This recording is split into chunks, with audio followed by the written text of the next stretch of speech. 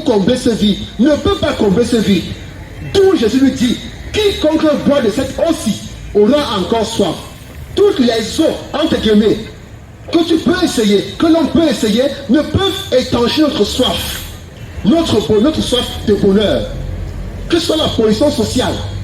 On a écouté Christelle ici, dont le père est un haut gradé de l'armée. Que ce soit la position sociale, que ce soit les diplômes. On a encore écouté Christelle, elle a les diplômes. Que ce soit une femme, que ce soit un homme. Il y a des gens qui sont mariés ici. Et beaucoup, moi je suis pasteur, quand ils me voient, ils disent pasteur, ça ne marche pas. Il est marié, elle est mariée, l'homme ou la femme ne l'a pas rendu heureux ou heureuse. Rien. Mais un homme, même une femme à la place, ça ne marche pas.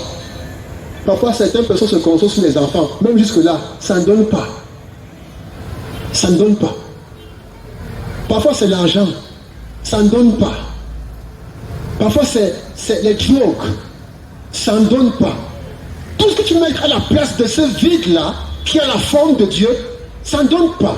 Dieu vous dit, quiconque boit de cette eau aura encore soif. Tout ce qu'on peut essayer sur terre pour être heureux, au final, on se retrouve toujours malheureux. Parfois, on dit, non, je vais encore fréquenter. Et puis tu as une licence, et puis tu as une maîtrise, et puis tu réalises que, comme dit l'Ecclésiaste, vanité de vanité, tout est vanité. Tout est vanité. Mais Jésus continue et dit ceci. Celui qui boira de l'eau que je lui donnerai n'aura jamais soif. Et l'eau que je lui donnerai deviendra en lui une source qui gérera jusque dans la vie éternelle. Nous avons dit, cette eau que Jésus donne, c'est le Saint-Esprit. D'où il dit que cette eau deviendra en lui, une source, en lui. Le bonheur, l'épanouissement est une expérience intérieure. C'est une expérience que l'on vit à l'intérieur, qui ne part pas de l'extérieur. Et qui part d'intérieur, se réfère à son cœur, se réfère à son âme. Ça veut dire quoi? Ça veut dire que les choses extérieures, voitures, maisons, même les plus luxueuses, les autres biens, toutes sortes de possessions ne peuvent apporter ou peuvent apporter des plaisirs, des satisfactions passagères, momentanées, mais ne peuvent pas rendre heureux. Parce que le bonheur est d'abord une expérience intérieure, intime. Le bonheur de son âme est intimement lié à la présence de Dieu et de son esprit dans notre cœur. Ainsi, si Dieu ou son esprit n'est pas dans ta vie, n'est pas dans ton cœur, tu ne peux pas être heureux. C'est impossible.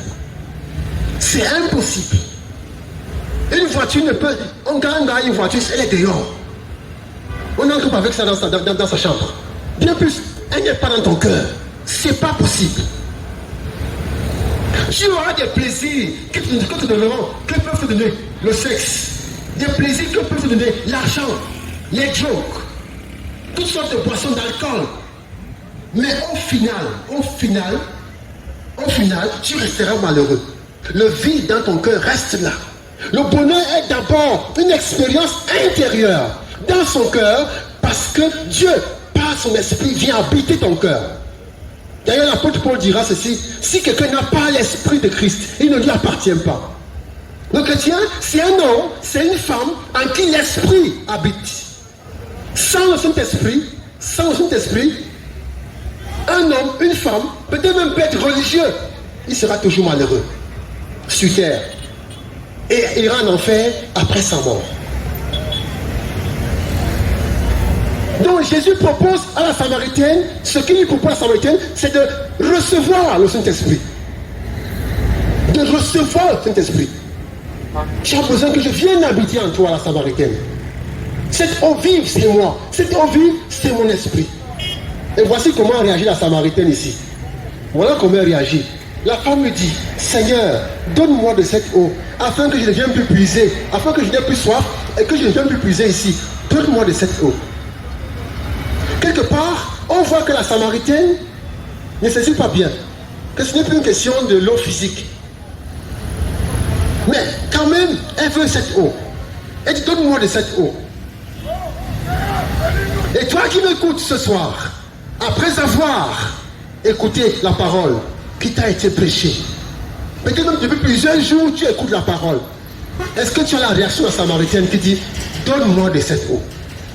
Donne-moi de cette eau. Que réponds-tu depuis que tu écoutes la parole de Dieu, depuis plusieurs jours, et particulièrement ce soir? Est-ce que tu veux, comme la Samaritaine dit, Seigneur, donne-moi de cette eau?